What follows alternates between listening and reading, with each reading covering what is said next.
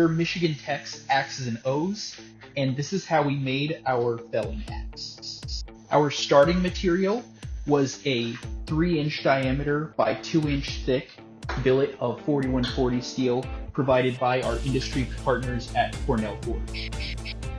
Forging simulations were performed with Transvelour to get an early feel for how our material would move under our team's forging conditions. We started by squaring up the billet so we could more easily handle it.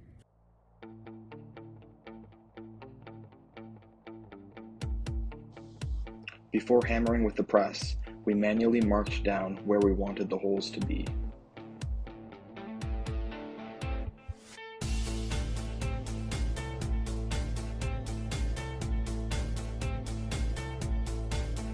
And then we moved on to punching the eye of our axe.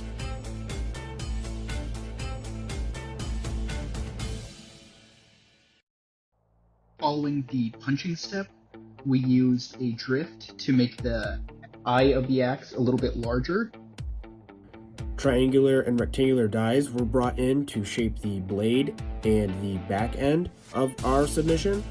And this is where things really started to look like an axe, which was exciting to see both on the simulation software and on the press.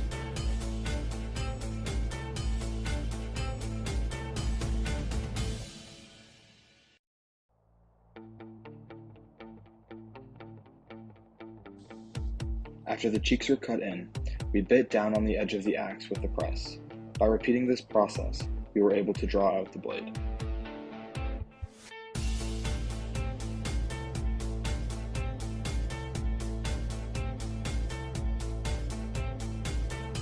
For the heat treatment, we austenitized at 875 C and then quenched in slow quench oil, which ensured that the blade was fully hardened but wouldn't warp.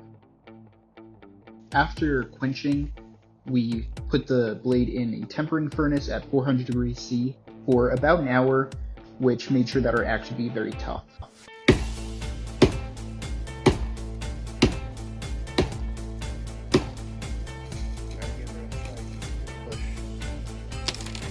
Yeah. There it is. Congrats.